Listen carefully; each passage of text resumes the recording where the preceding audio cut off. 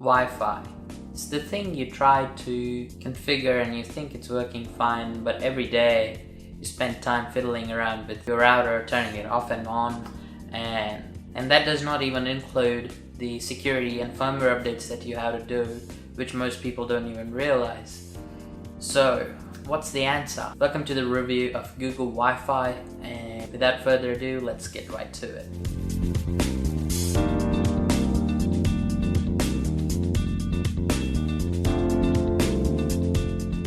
So Google Wi-Fi obviously was launched about a year ago by Google to have a simple solution that works. Plug it in and it auto updates, everything just works. So what can you do with Google Wi-Fi? So Google Wi-Fi, it's not as advertised on the webpage, but it is an AC1200 dual band wireless router that can do smart band selection. So you set your Wi-Fi to a single name and it will select which device should connect to what.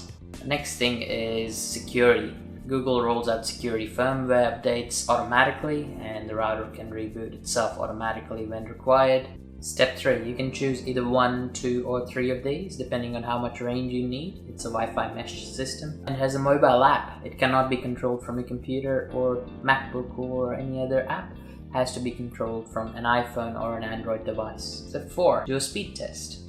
I have a 100 megabit down 2 up connection and I'm getting full potential 100 megabit or Wi-Fi, which is good. But most of you guys are not watching it for that. What are the transfer speeds like between two wireless devices? In my experience, I was getting about 15 to 20 megabytes a second transfer rate from my laptop, which is running at 867 megabit, which is the maximum Google Wi-Fi is capable of, and my desktop, which is also running a D-Link AC1900 DWA192. Link will be in the description for that as well. So, who's Google Wi-Fi for?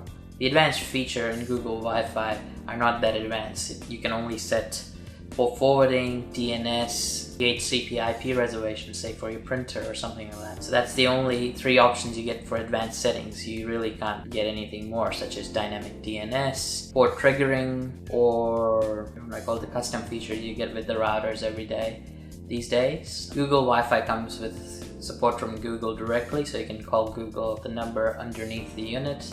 Setting up is easy. Just scan the QR code at the bottom, fill in your Wi-Fi details and password, connection type, and you're good to go. Now, compared to other routers, it's slightly different when it comes to configuring or managing the devices connected. You get a few options here and there. You can pause a group of people. It's designed for pausing kids at dinner time, for example, or you can prioritize a device. Say, for example, you're gaming on your desktop and you want all the ping and priority that you need for best gaming experience. You can do that with a single tap. The only limitation there being you can only prioritize a device for maximum of 4 hours, which I think is a little less. I think Google should update that. Compared to a normal router won't allow you to prioritize or pause devices. You can basically block them but not pause them. So there's that.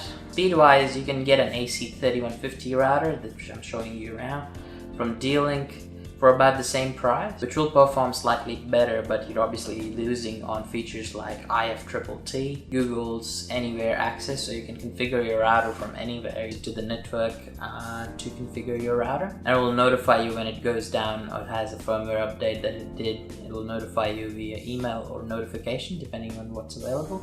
So who is it for? Google Wi-Fi is for anyone that wants a Wi-Fi that works and does not use any advanced features such as VPN, dynamic DNS, or advanced admin features such as port forwarding, virtual servers, advanced server, any other sort of business application.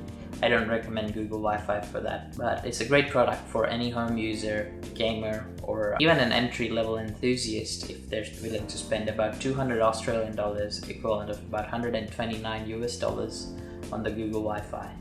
And with Google announcing, hopefully soon, that the Google Home will be able to act as a Wi-Fi point, so as a repeater to the Google Wi-Fi, which might add a benefit compared to, say, Amazon's Alexa, which we'll talk about in another video.